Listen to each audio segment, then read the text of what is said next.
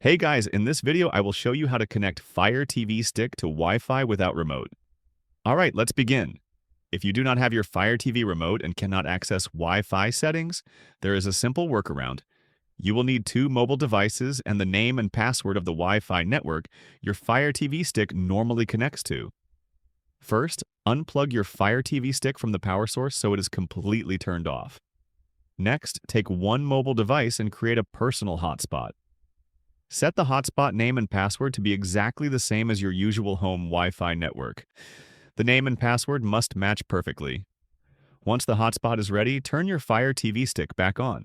It should automatically connect to the hotspot because it recognizes the network details. When connected, use the second mobile device and join the same hotspot.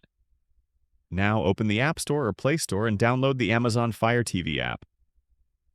Open the app, allow permissions, and select your Fire TV Stick. Enter the on-screen code if prompted.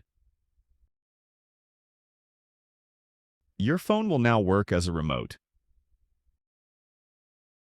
From here, go to Settings and connect your Fire TV Stick to a new Wi-Fi network if needed.